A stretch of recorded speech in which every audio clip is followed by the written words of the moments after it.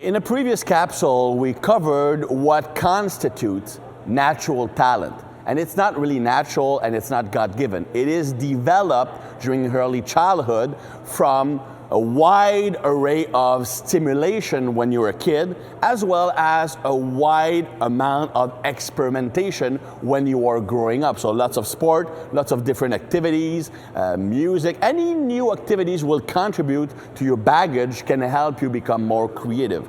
Now, if you're creative and you don't have the motor skill, you're going to be more artistic. If you have the motor skill and you are creative, you're going to have the potential, the foundation to be a great athlete. But you still need to go from talented to good athlete. Good athlete being, I can use my talent to become proficient in the field of play.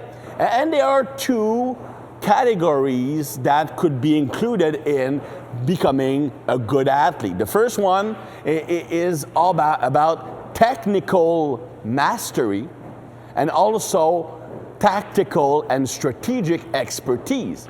Now, technical mastery is all about using your capacity to move well, to learn the skills involved in your sport, and getting them to the level of being very, very efficient so that it's almost natural, almost a part of you, okay?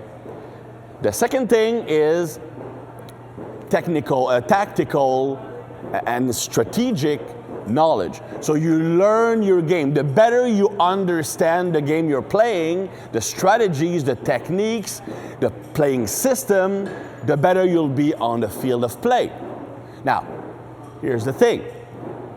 Yes, specialization on your sport is important for the tactical thing, but what you want is to have the widest range of motor skill possible. So even when you're like 14 years of age, it's still important to do many different types of sport to increase that baggage of motor skill and also the capacity to learn new skill.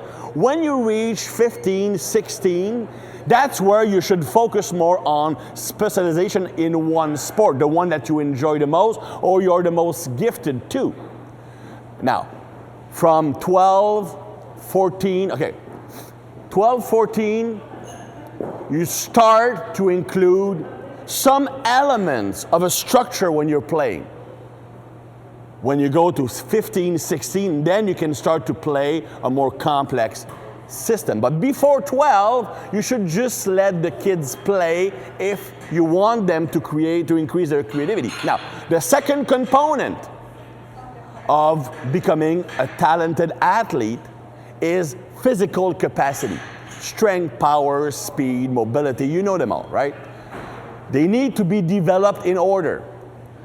Starting from the age of around 14, you can start training basic movement patterns, increasing muscle mass, just becoming efficient in the big basics. You need to lay a foundation. You should never start sport-specific training, if you're even going to do it, before you've done general foundational training for at least 5 years.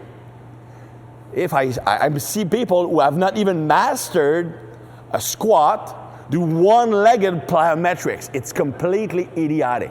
It's a step-by-step process. So during the early childhood, that's where you build natural, quote-unquote, talent.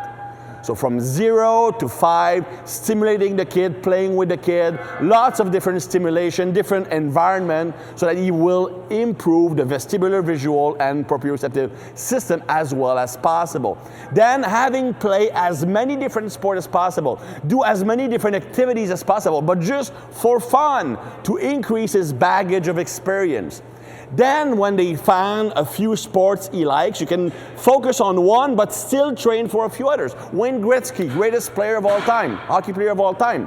When the hockey season finished when he was a kid, he would put his hockey stuff in the basement and never even lay an eye on it again until the next season. What he did was play baseball.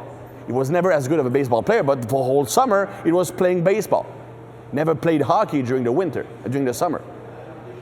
Then afterwards, you can start to include elements of tactical and strategic thinking, knowing your sport, more strategies, more playing system. And then finally, you can start to focus on your sport, but no sooner than 16 years of age. And in that, at 14, 13, you can start general training. 5 years later, you can be a bit more sport specific. But if you skip a step, unless the person has like naturally a high ratio of fast twitch fiber, whatever, or they are super tall and a basketball player, but most people, if they skip a step, they will never reach the highest level. There will always be something that holds them back. There was a study done on a pro soccer player in the Netherlands. They looked at the national team, and they looked at the second division players. And they looked at what were the differences. There was no difference between body type, no difference between physical capacities, no difference between the amount of structured play.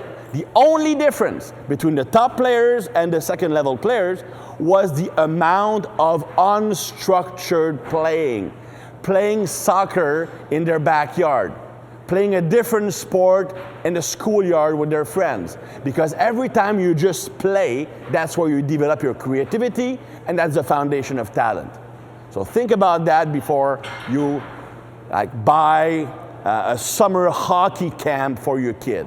You would probably be better off playing soccer or baseball.